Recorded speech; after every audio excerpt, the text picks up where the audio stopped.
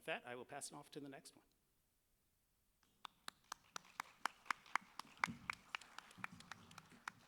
All right, thank you so much, Michael. And we're going to turn it over to Dr. Beach now.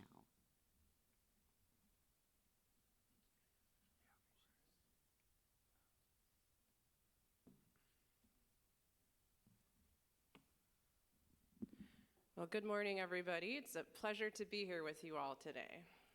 My name is Lauren Beach, and I use they, them pronouns, and I'm an assistant professor at Northwestern University in their School of Medicine. And I am also trained as an attorney, so there's a theme on this panel. I also hold a PhD in genetics, and I run a lab that I'm going to talk about to kick things off here called REACH SGM Health. So REACH stands for Research on Aging, Chronic Conditions, and Health Equity in sexual and gender minority and people with HIV populations. And we do have a logo. We also have social media channels, so you can follow us. I think I should say X, but we still say Twitter. And we also have an Instagram that we're starting up, and we have a lab website as well to try to make sure that the work that we're doing in Northwestern scientifically is also directly able to be put into the community, reach the community, and we are really excited to have the opportunity to be at spaces like this one to really meet people, network, because I think that community often knows before science does what are the important issues, like what does aging look like in our community. Like that question can be answered here today in this room, and I love that you all have table questions because I think there's many ways to view expertise and knowledge, and most important thing to me as somebody who's in public health is that we think about the impact of the work in the populations and communities that need it the most. And so there's also on top of my lab, there is a center that I'm going to be starting soon at Northwestern that has a particular focus on thinking about aging, chronic conditions, health equity within healthcare itself, within health systems. So this is Advocate, just like REACH. We've got a logo, we've got an Instagram. Like we're doing our best to put out what we're doing in the community and to come out into the community to talk about it. And Advocate, just like everything, is an acronym. So it's really focused, it's called Advancing Opportunities in Clinical and Translational Equity in SGM Health. And SGM is this acronym that largely the National Institutes of Health, which is part of the government, came up with to mean basically LGBTQIA+, two-spirit, intersex, like people with variations in sex characteristics, sort of an umbrella term. And they wanted to say SGM in part because they didn't want to leave anyone out. So they made up a new term, which no one uses, to help out with that, right? So that's, if you see that, it's because that's often like the language that's being used in the scientific world, like at Northwestern, people will say that, but in reality, I think hopefully in the bio it should say that I'm extremely bisexual and like also ace and non-binary, use they, them pronouns. Like I come from this community, and that's why I want that showing up to do this work with a focus on public health and science and healthcare. So we have been doing some strategic planning. So we have had the great fortune to be doing planning even in partnership with Pride Action Tank. And we had Kim Hunt speak at the World Cafe, which was part of the strategic planning, along with myself and Dr. Sue Jordan, who are in the Advocate leadership. And Advocate, we have a mission to address the social and political determinants of health to advance clinical translational health equity research in SGM populations, people with HIV. And we really focus on community engagement. Intersectionality is a key part of our mission as well. And we want to translate. We don't want just data and research to be stuck in an ivory tower. We want to take the findings that we see scientifically and translate them into practice and into policy so that we can promote the maximum health equity impact. And this panel today is on policy because I think at its best, policy, when it's especially pushed forward by the communities most impacted by oppression, is going to be what can structurally shift the landscape to do better for us all together. And so I wanted to just start out a little bit, this is kind of a downer, sorry, but like, what is a health disparity population? Because I think people talk about disparities. I've also used a lot the term equity. Equity, I think of myself as a more visionary term, like what we want. We strive for what we want to be happening in the world. Disparities describe in part some of the things that we might be needing to overcome or push back against. And the NIH and others had defined a health disparity population, though, in terms of thinking about how do we measure disparity, which is different, of course, than how we measure equity. Like, what does that mean? And so health disparities populations are at greater risk for chronic conditions, including cardiovascular disease, cancer, diabetes, other conditions, autoimmune conditions, chronic pain, et cetera. And that the health disparities populations are more likely to develop these conditions at younger ages than majority groups or non-disparities populations. And also I want to frame that disparities populations are those impacted the most by stigma as a fundamental social determinant of health. And so it's not that there's some kind of natural reason why disparities exist. It's socially constructed through lenses of power systems. And I loved the opening of intersectionality, so I was like, please, can you go first, Michael? Because I think that's key for this. And also we know that health disparities populations are less likely, they're more likely to receive suboptimal, less likely to receive really high quality health care and have less access to health care, more likely to have shorter life expectancies and greater risks for adverse birth outcomes.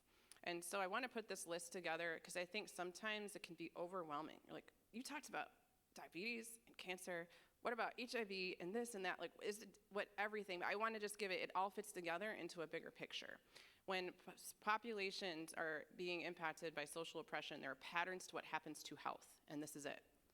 So I wanted to also highlight how all of these things as well that could have added to this list that there are higher rates of disability and functional limitation that occur earlier in the life course. This looks a lot like aging, folks. This looks a lot like aging. And what this also means is that aging happens earlier for disparities impacted by oppression, especially those impacted by multiple intersecting forms of oppression. And what does our public policy say about when people get services relating to aging? That's another question I want to put in your mind. Because a lot of times, you know, you might think like 65 might be, or 67 might be times when we get access to like Social Security, or we might get access to Medicare. Medicaid is available to some, but not all. And not every state has expanded Medicaid access, right? And so I want to just say that, you know, looking at this plot, so this is a nerd plot. It's like the definition is like, okay, this is an interaction looking at sexual orientation by age, specifically for type 2 diabetes. This was done, and this study was done in a cohort of nurses, largely. So it was all people who were assigned female at birth, and they've been followed since the 90s for this group of folks to see like when, you know, a lot of times at baseline people are they were born in, like they're baby boomers, they're born in 1945 to I think 1960 something, sorry, I should know the exact number. And then they're being monitored, you know, since the 90s, kind of in their 30s or so, or 40s until the present day now. And what they found when looking at this group of people over time is that they find a disparity for type 2 diabetes such that if you look at the left-hand side of the graph, what you're going to see is that people who are in the younger decades of life, so at the bottom it says 30, 40, 50, 60, 70, people, the disparities for like having higher burden or incidence rate ratio of diabetes rather in this group of people is far higher in the younger ages. So a health disparity finding, right? People are having diabetes not just in their 50s, 40s, 60s, 70s, they're having it in their 30s, folks. And this is for lesbian and bisexual women compared to heterosexual women. And so this is something that we're finding. We also see similar findings. I did myself an analysis of the 2014, like another data set that the CDC collects called the Behavioral Risk Factor Surveillance System. And you can see in the purple and blue bars on kind of the right, the older age groups here, 50 and up, 65 and up, that people are having, there's disparities in diabetes if you compare like heterosexual to gay to bisexual for men and women, even though I only found statistical significance for men that were gay and bisexual men compared to heterosexual men in this study, having statistically higher prevalence of diabetes, but I just want to say, like, it goes beyond only lesbian and bisexual women who are nurses, is my point with that.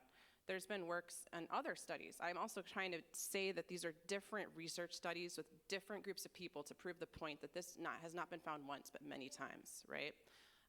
and in national groups, as well as specific cohorts that might be localized to certain parts of the country. But there's been some studies that have been done in another study called in Haynes that found that they're looking at cardiovascular health and cardiovascular disease risk factors in these papers largely. And what they were looking at the intersections of race and sexual orientation. Because again, it's important, like not all people who are LGBT, or SGM, there we go, people have different identities that intersect with being LGBT. So basically, this study was looking at the intersections and finding that white and black lesbian women and bisexual women of all races had higher BMI than white heterosexual women. SBP is systolic blood pressure. HbA1c has to do with kind of a snapshot of your blood sugar over time. And what they're finding is that at the intersections in particular, you might see like black bisexual women are having kind of more cardiovascular risk factors than white heterosexual women, like when you're comparing these intersections. And you find the same thing, so any questions about this? People with me still? I'm kind of getting in the weeds here. But if you're looking for the take home, it's like multiple studies, national, state cohorts are showing health disparities in SGM people, including especially exacerbated at the intersections of race and sexual identity so far. We also find that chronic pain is higher among sexual minority populations, and that it's also higher in transgender and non-binary people compared to heterosexual or cisgender populations. When you look at the intersections of sex, sexual orientation, and race, you can see, it's a little small maybe, but the left-hand couple highest points here say bisexual white female, bisexual non-white female, lesbian non-white female, lesbian white female, like it kind of goes and so forth. These slides I've already said I can share and make available after to anyone who wants them. But what you can see basically is disability is higher, especially at the intersections of race and sexual orientation, and putting in this lens by sex. And this is yet another, this is the National Health Interviewing Survey data set. And then you do see that transgender and non-binary people also have wider spread disability at younger ages than cisgender people do. And then finally, this is, I feel bad, this whole thread is kind of a downer, like I said. But what we are also starting to see for the first time, because it's not like death certificates have sexual orientation on it. They don't have your gender identity on it. They do have sex and race and ethnicity, but they don't, and then some information about geography, but they don't have SOGI. And so it's been tough to get these types of findings in the literature, but we're starting to see studies that are showing that sexual and gender minority people have higher rates of premature mortality and shorter lifespan compared to heterosexual people, which again, all of this is predicted by knowing what a health disparities population is, but we haven't really had the data until more recently to actually show it. And with this study, again, this is that Nurses Health 2 cohort, the first one I talked about. Bisexual women had a 37% shorter lifespan, like premature, we're 37% more likely to have premature mortality, and lesbians were 20%, had 20% shorter lifespan basically than heterosexual women in this study, and that's shocking, folks. And we also see that transgender people have a higher risk of premature mortality than cisgender people. That's now been published. All of these in very high journals like JAMA and et cetera. These are known. One thing that I will say that's better news is that people with HIV have now nearly the same life expectancy as people who don't have HIV, which is awesome, yes. And I think it's thanks to the work of a lot of people in this room and others like it that's the case. And also the fact that treatment has been generated and it's been made available, although we still fall short in terms of universal access to treatment and care.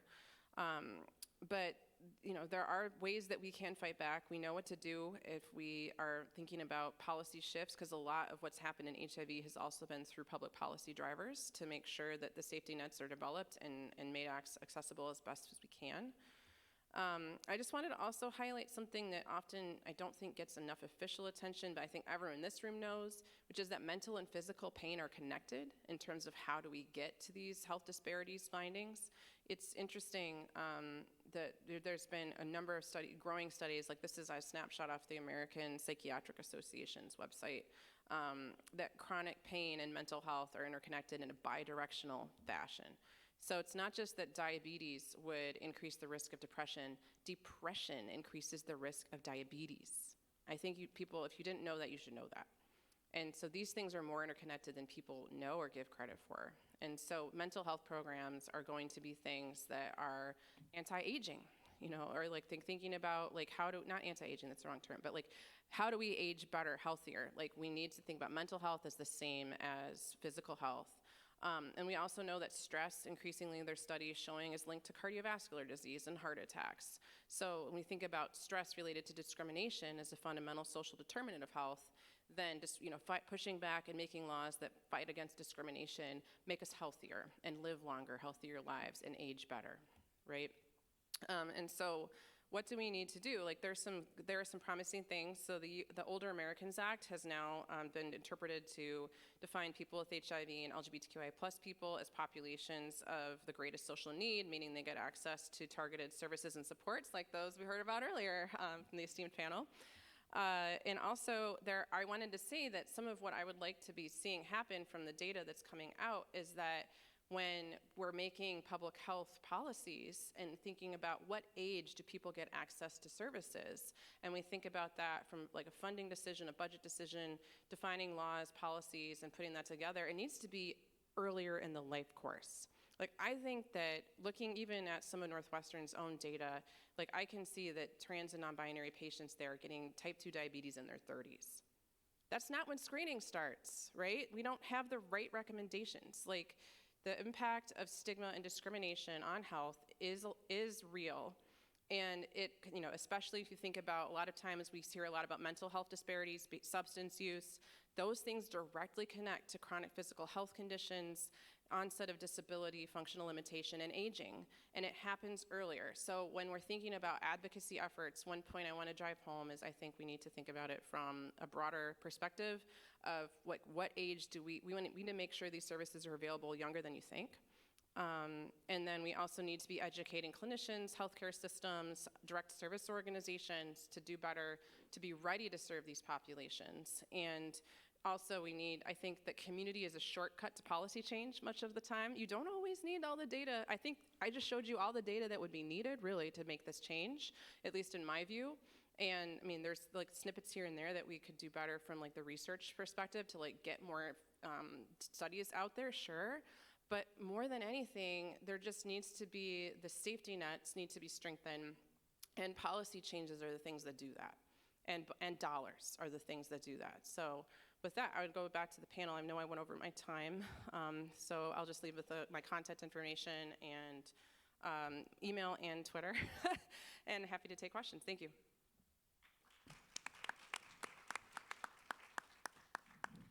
Thank you both so much. I think no one is worried about anyone going over time because this was a rapt audience. I was watching you all as you watched us. But so I have so many questions now that are not going to deviate too wildly from what I already planned, but I did take some of your thoughts. Michael, you mentioned that multiple marginalization creates multiple harms, and I really appreciated that sentiment. And I think one of the harms that I think about a lot is stigma, as something that interferes with our ability to really get to the equitable outcome, this aspiring what we want. And so I wonder, how does this interfere with our legal protections in Illinois? So we have robust legal protections on a variety of identities, yet stigma and discrimination still continue to happen. How does stigma interfere with your work? Yeah. So I'll try to answer the question directly. I think it interferes on a number of different levels, beginning at, for us, beginning the process, that initial relationship with the person that who is going to be our client. For us, we are intentional about not collecting sexual orientation data. Not without discussion, but we're intentional about not collecting that particular data set.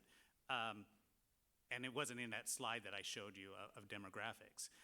Reason is it can be a barrier. people are willing, maybe willing to share their sexual orientation with their doctor, but not always with their lawyer.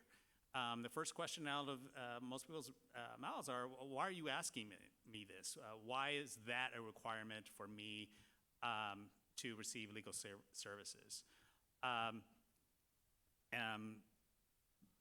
By the nature of our practice area, we get to know our clients really well. We deliver services in welcoming and affirming spaces. We have a sense of who our clients are, but we don't have that raw data, and that's part of that stigma association. That because people in some ways fear of releasing that information, it becomes a barrier to people seeking legal services, and we've chosen not to put that barrier in front of people. We see the stigma in the issues that come before us, right? Some of them are directly discrimination based on one's identity as a part of the LGBT plus community, whether that's housing, whether that's worries about end-of-life planning, direct discrimination that you see. We see that those issues of stigma in our delivery of services.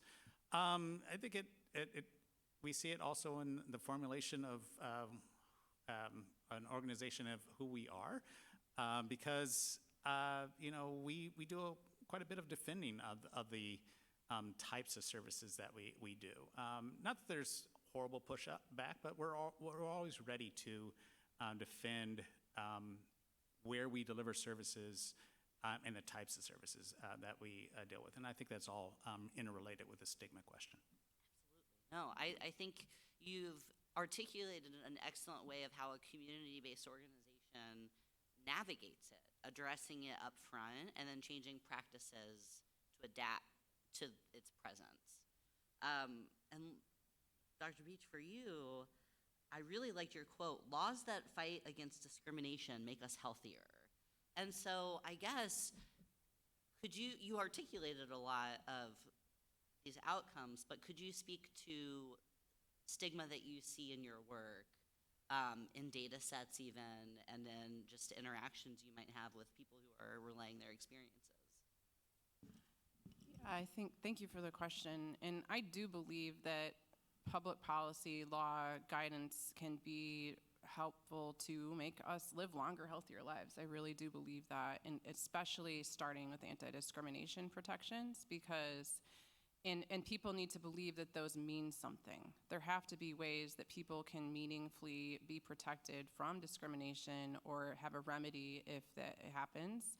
And I think there's a couple parts to it. I think implementation of that is really important too, just to say, it's like fighting back against stigma. Like it can't just, the law itself, like there's studies that would show that states that have more anti-discrimination protections, that for example, on the basis of sexual orientation, gender identity, that LGBTQI plus people have better mental health. Like I didn't put that in my slide deck, but I could have, So I think it's actually literally true. And in terms of how to think about stigma arising in data systems, I feel like we have a symposium on it. One thing I will say is that it's interesting because a lot of the work that I've done has been to try to add the questions to the data systems. Because if we don't have the questions that are for sexual orientation and gender identity in the data systems and asked in a way that can meaningfully help identify people who are SGM, then it's really, none of the studies I showed you would have been possible, period. Like, I think that asking the question, there's some work that would say that like identifying a minoritized population is the first step both to sometimes harm, because you can identify a group of people and then now you know who they are and maybe we can target them, but it's also the first step that you need to do for help and good. And so it is like, in that way fraught, because, and that means also that the people who are asking the questions need to be trusted.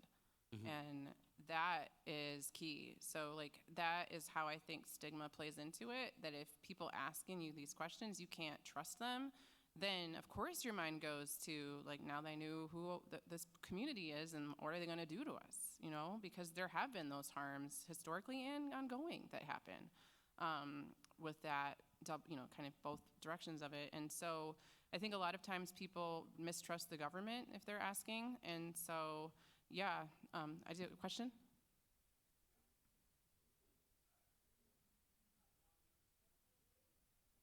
There's a microphone coming. Just you, take a second. You are so close to being able to ask this question. I love that.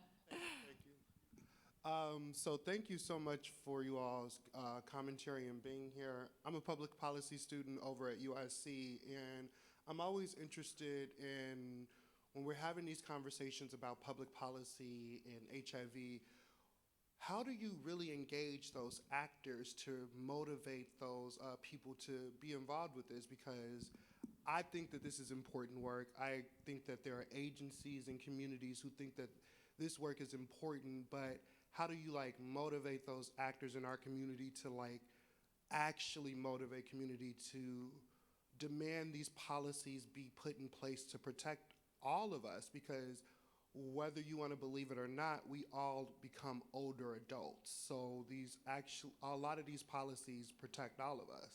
Yeah. So yeah. You want to start with that? Why don't you? Okay.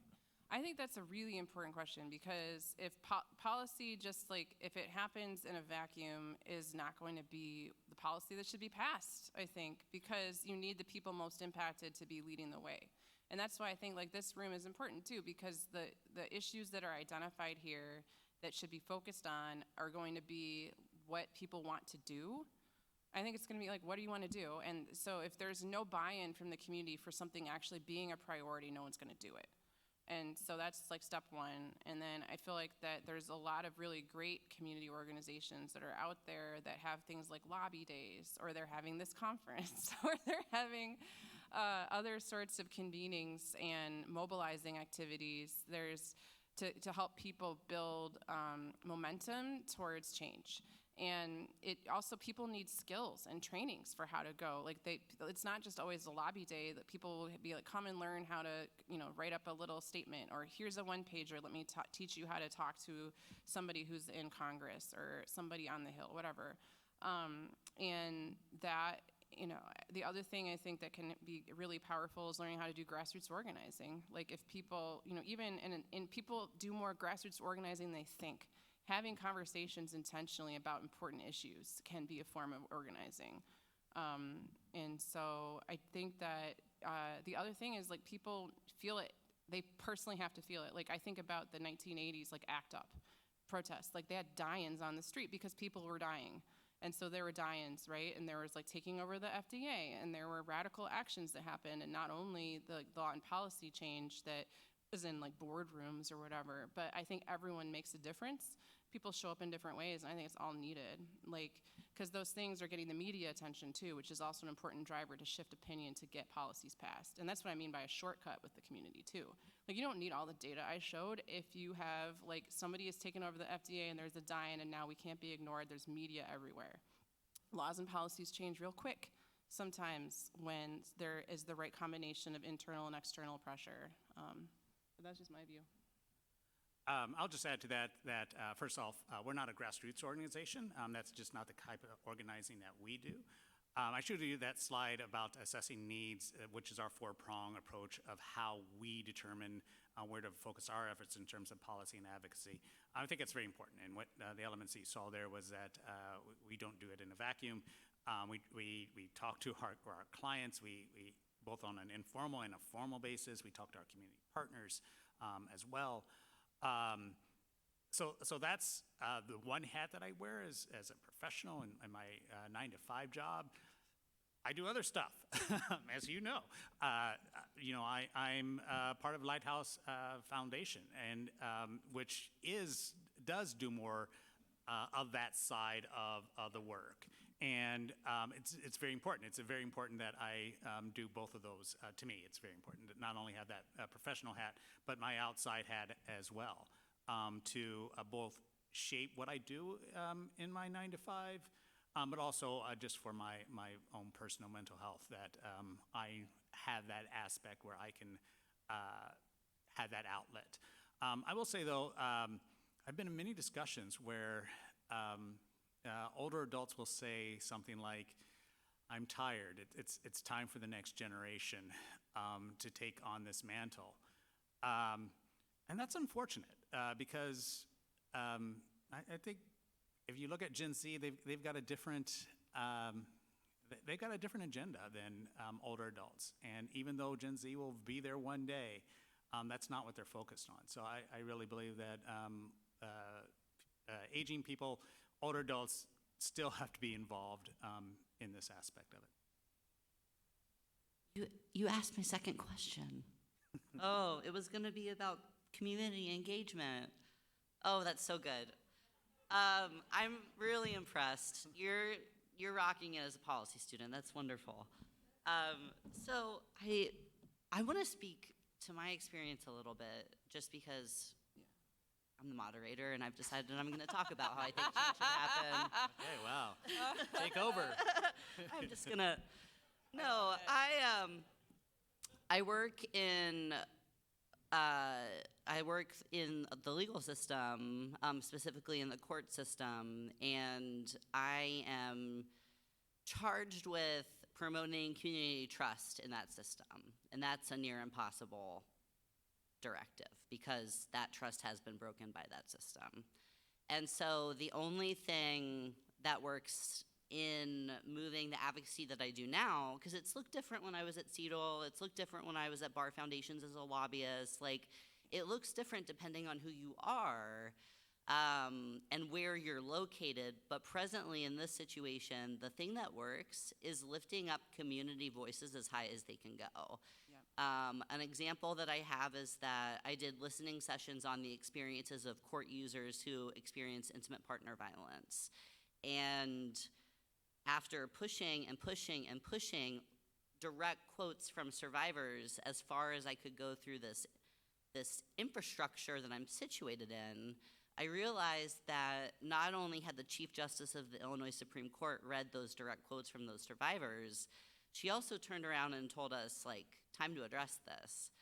And so I think there's real power in sharing not only like qualitative data and listening sessions and hearing from people, but actually like taking to the decision makers as high as you can get those voices from the people. And so that's why I love conferences like this so much, because we get to hear from our community members, and actually that's who should be informing a lot of these policy and advocacy frontiers that I was going to ask the question about. So I think that was just such a good moment. I think we all came together for that one team. And the last thing that I want to ask, just before we open up for questions and final remarks from you both, if you want to share anything else, what new possibilities are ahead of us with community, as we've described, to enhance advocacy and ultimately policy? What's next for us? I'll start if it's okay.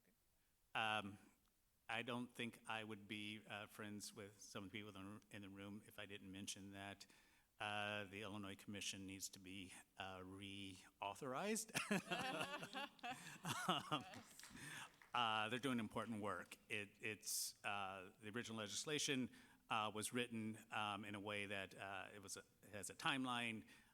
It's not like the community is going away, so why would the legislation go away? Why would the work of the commission go away?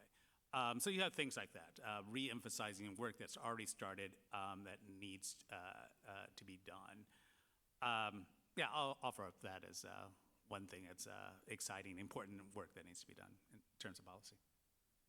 I love that. I think other possibilities, like with community in particular, I love that. So I feel like today is one thing I would be like, this should happen, and here it is happening. Because it's really important to know what people want to see happen that is not, I talked a lot about health disparities, which is just to show like for me, like seeing the data is eye-opening because it's like I hear these stories and I see people's lives, and then here's how it shows up like at this bigger level. Like that's what we're seeing. But I feel like that in terms of priorities and what's next, it needs to kind of totally shake off that mindset and instead be like, what do we want to have in our lives? And that's what I think community is really good at, can be really good at and really powerful at, is like re-envisioning what we want together. And I feel like that's what you're doing here. And so I'd be like, what you're doing today needs to be done as like a next immediate step. And then like as we think about what we want, then we build the policy infrastructure to move together toward it. And that could look a lot of different ways. I mean, the thing that I put in my talk was like, I would like to see services be available to all those who need it. Like, there's this idea of what aging is, but it happens at different rates to different groups of people. And so, like, how do we meet our communities where they're at, make sure that people are getting what they need, would be something I'd be passionate about doing. But I'd also just want to know, like, what does, like, a healthy, thriving older adulthood mean to people? And then how do we design policies to get there? And that's, like, what we're doing right now with strategic planning. So that's all in my head, too, because it's like, when we find that out, what do we do together? Because no one's doing it alone. You need the whole coalition, a multi-sectorial coalition leading with the people most impacted. And that's why I always show up when Kim Hunt tells me to show up. That's why. I think that might be a takeaway from this panel. Show up when If Kim Hunt tells you to be there, I've been there since 2018. Yeah, that's right. Well, everyone, I just want to thank our panelists for their remarks, and ask if you have any final words before we open it up to. We have a question, Lots of questions. but I love this. a mic is coming.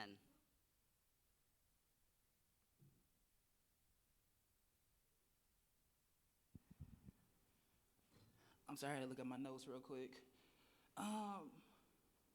So I love the conversation around community, but I would be curious if anyone would talk to undoing the legacy of policy harm. Yeah. Like, I'm trying to phrase this. Yeah, so the legacy of policy harm, especially when we begin to talk about, PWI or predominantly white institutions.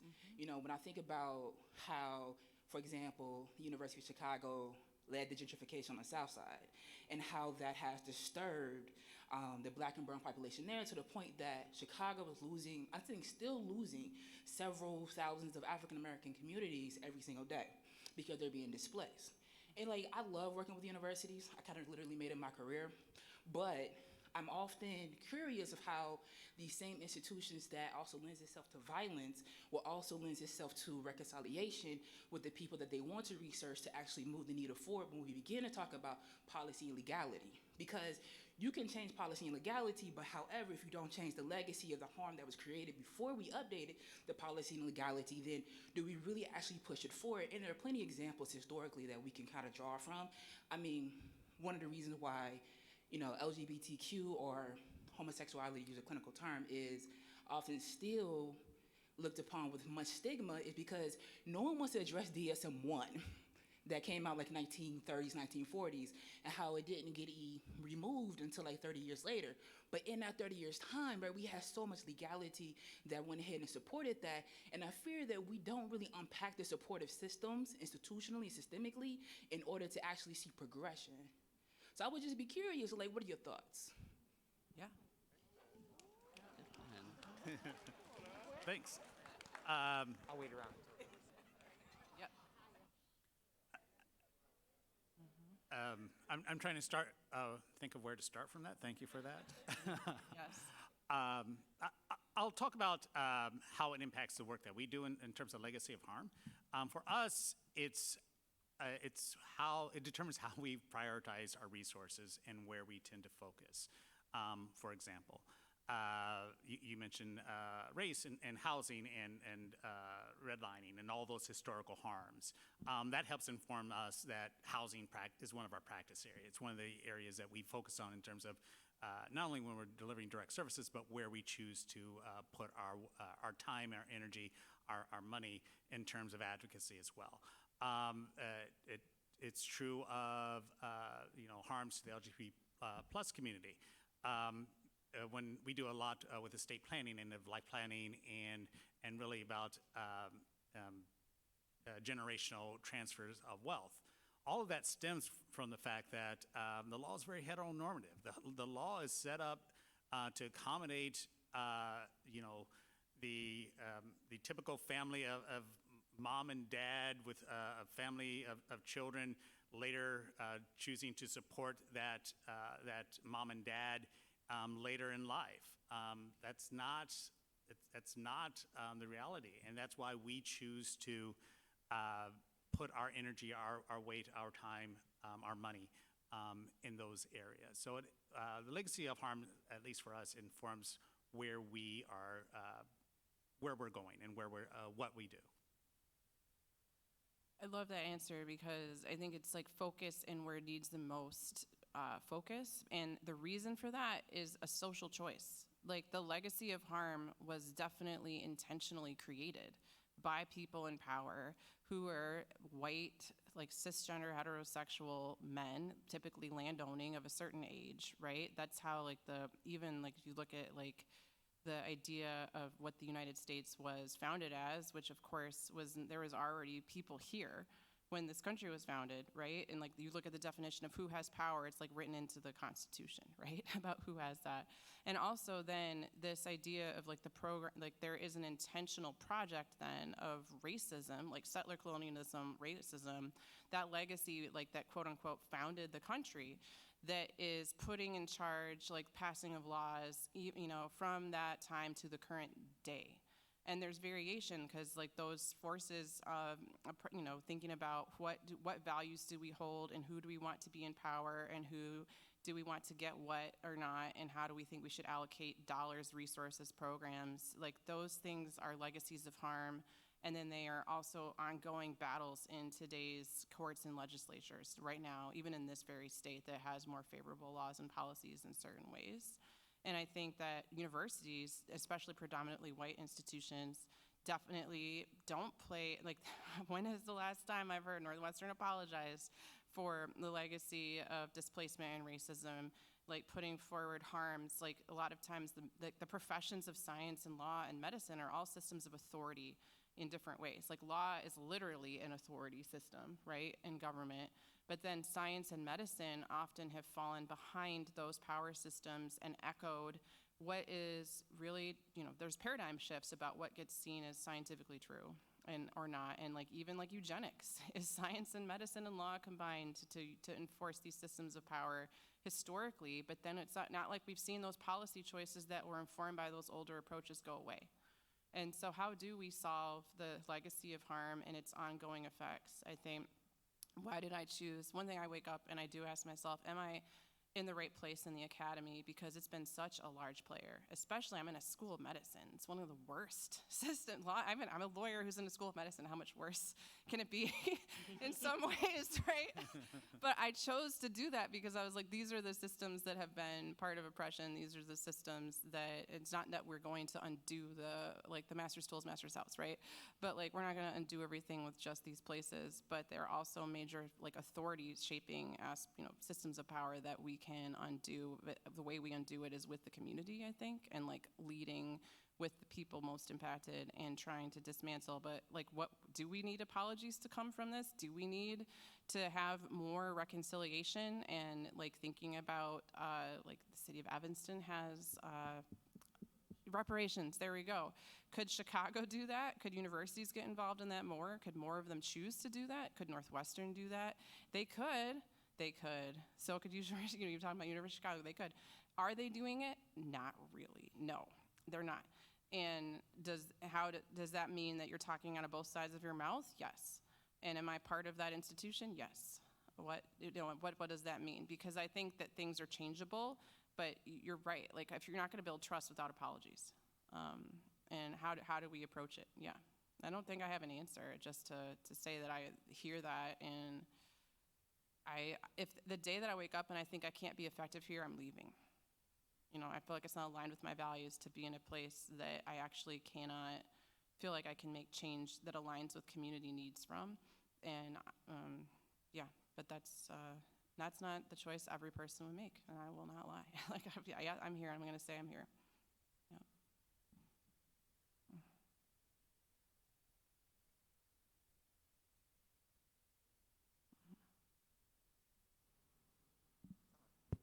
Sorry.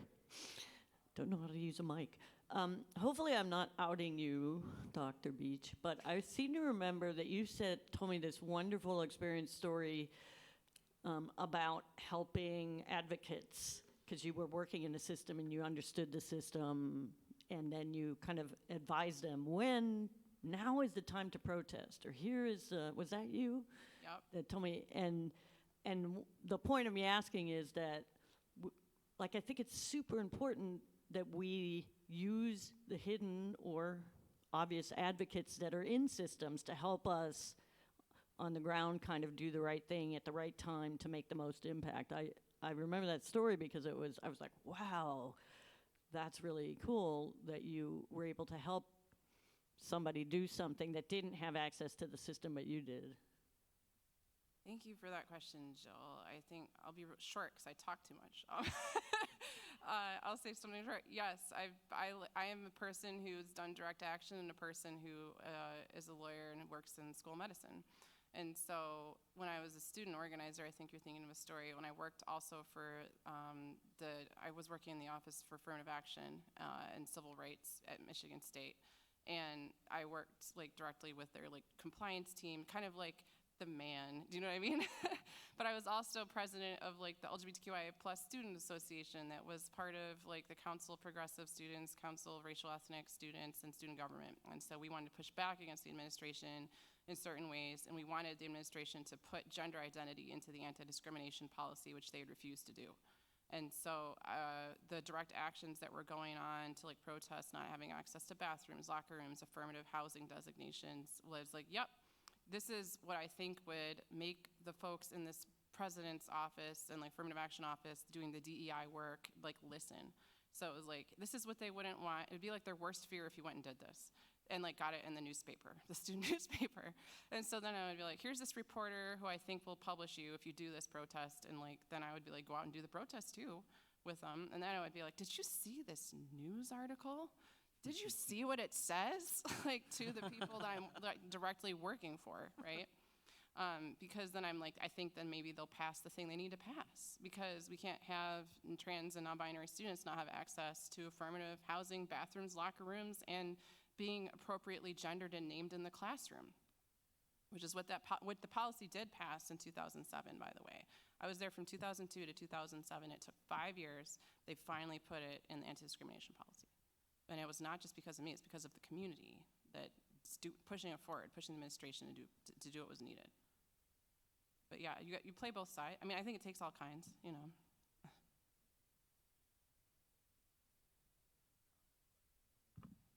I think Dawn has a question.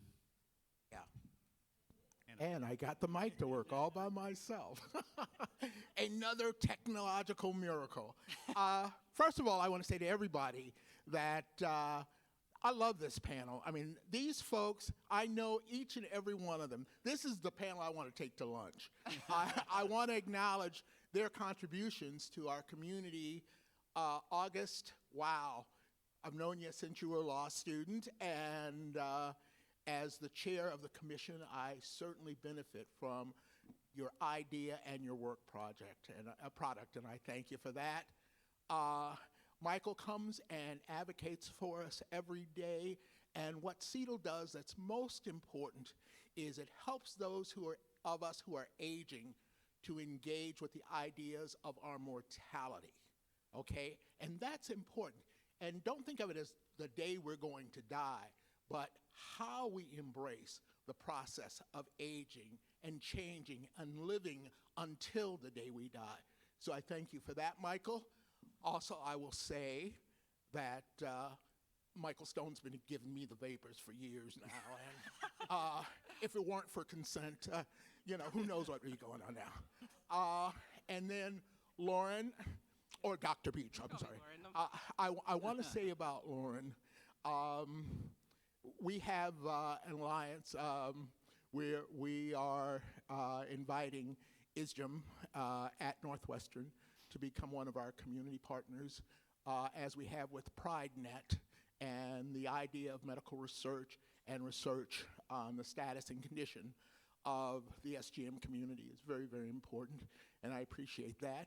And my personal observation about Lauren is you will notice that she has her hair down. Okay. Now, Lauren oftentimes starts with her hair up. And when the rubber meets the road, when things get serious, she'll let her hair down. So she came in with her hair down. So that means she's going to be a force of nature today. So look out. Okay. What I wanted to say is this. These people represent institutions and they represent professions. We're making some progress in the medical profession and with medical research. We now have to challenge the law. And what I'm going to say to you, Michael, is we are going to advocate for SOGI information being collected within the legal community. And what I want to say to you in the community is this. Because it's not there doesn't mean it can't be there. We are the agents of social change. If there are any other baby boomers in the room, and Lauren, that's 46 to 64. Okay. You know, look at what we've seen in our lifetimes. Think back to where our mothers were in their status. When we were children, women, wives, were the chattel of their husbands. Children were the chattel of their husbands. They did not have human status before the law. They couldn't get credit to their own name, all of that stuff. We saw that change.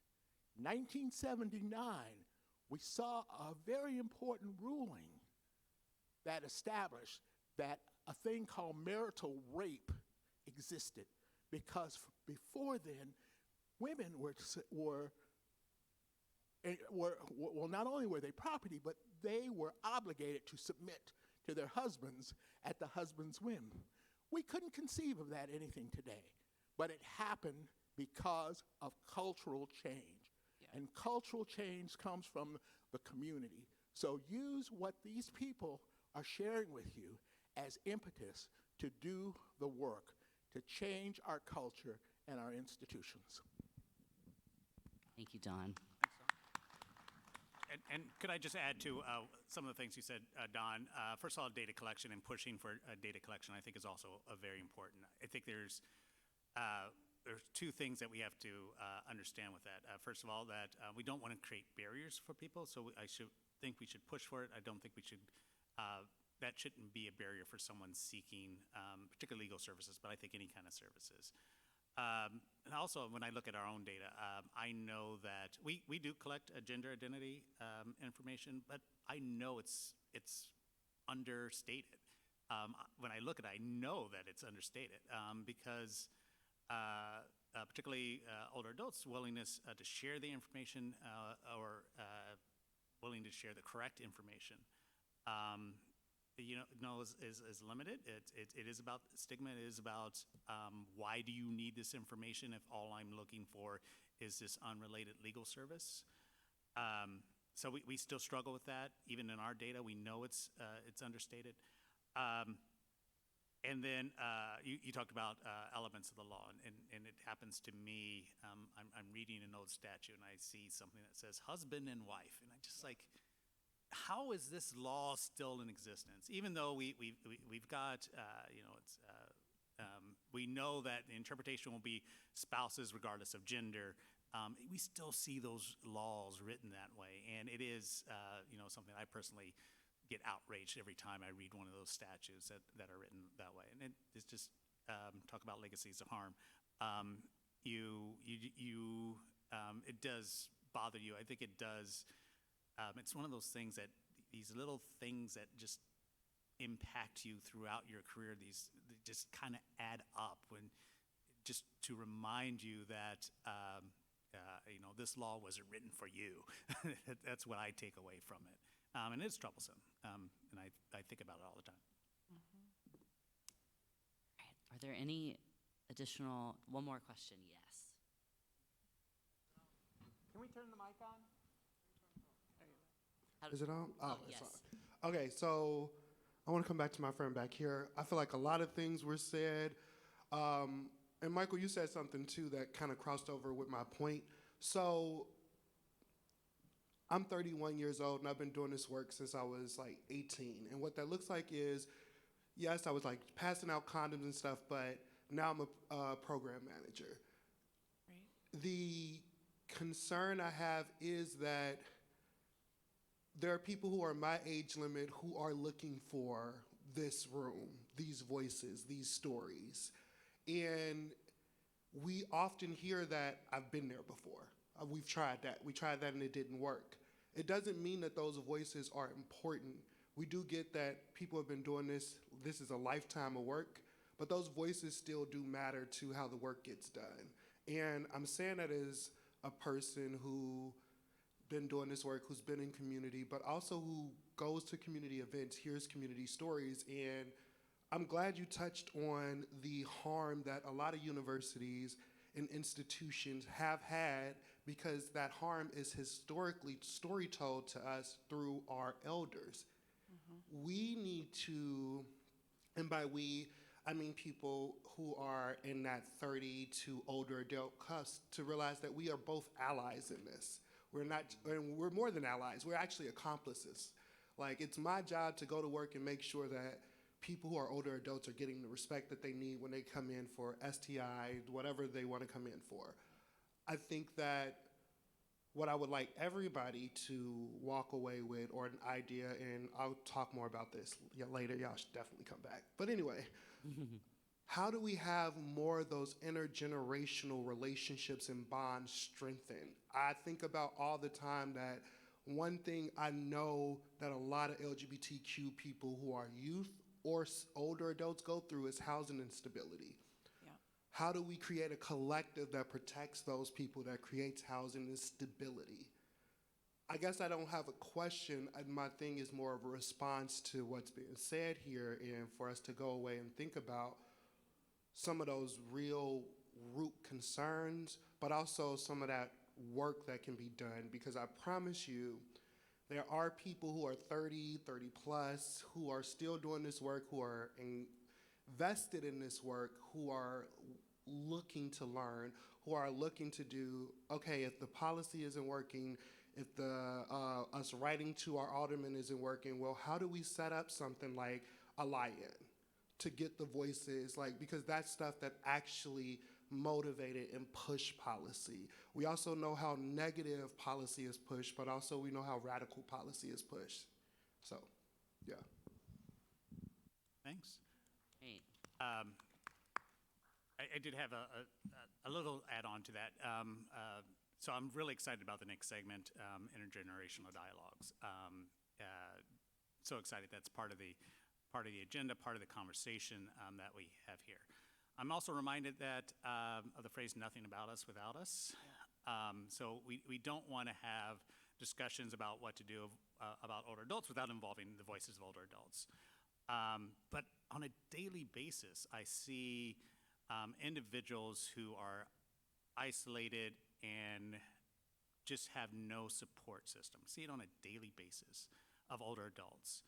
And part of that is because when you look at our heterosexual counterparts, they've built all these intergenerational relationships. They've got children advocating for them, grandchildren advocating for them. We don't have that. And I see it on a daily basis. And I agree, the more that we can do in the area, the better off our older adults are going to be. And I think it's multi-level. It's conversations, it's activities, it's advocacy, but don't do it without us. So.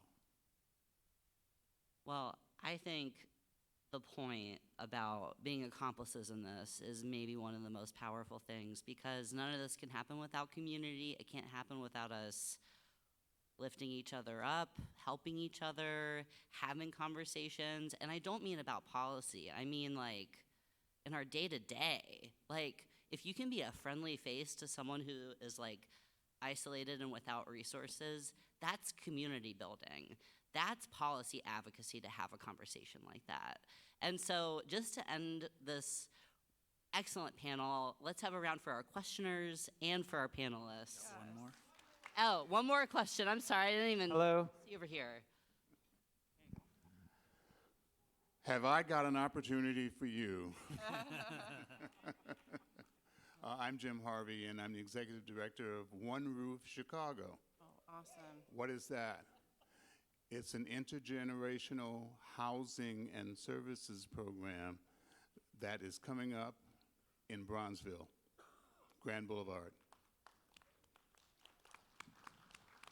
100 units for seniors, LGBTQ seniors, and for LGBTQ young adults, 18, 26.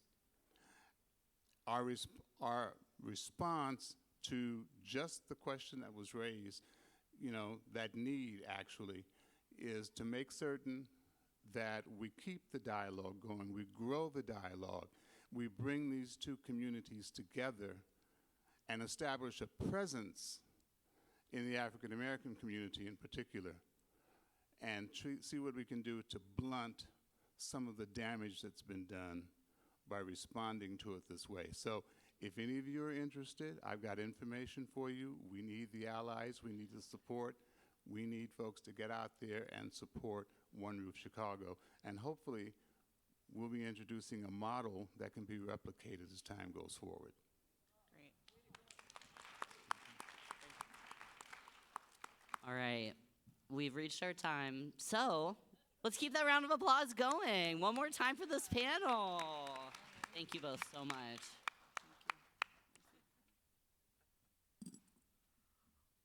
Wow. What a way to go into lunch. Thank you for this panel, your insights, your information. Thank you for the big questions that have been presented, because we have to deal with those too. And we know that some of our tools don't go as far as we need them to go. And we need to figure out how to make this go further. And Terry, to your question about the public policy piece, the reason we have these tabletop questions is our sneaky way to get to public policy.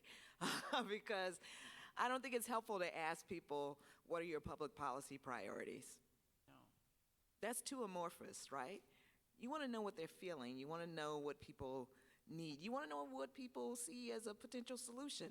So that is why we are asking you all these questions. So please fill out that form.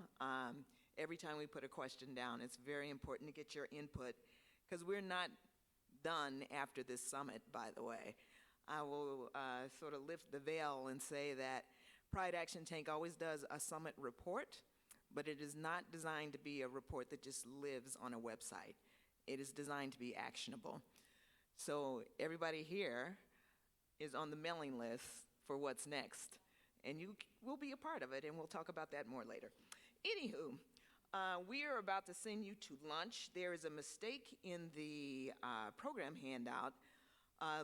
We return at 1:30, not 1:45, because we want to give a little more space to our intergenerational dialogue. So please be back at 1:30. And Melanie, did you want to say anything before folks go? Just a few things so I can let y'all go. Number one, I think that this was a perfect segue to remind you all that we're obviously,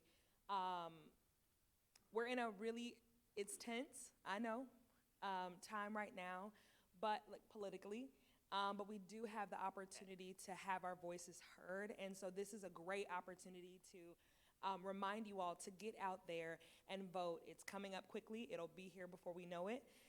So make sure that you do that. I think additionally, before you all go, we do have plastic baggies and to-go containers for anybody who wants to take food.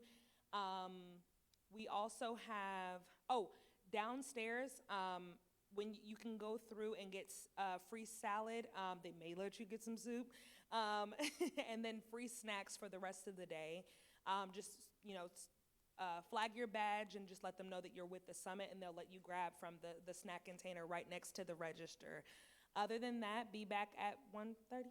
1:30. Be back at 1:30. Thank you, everybody.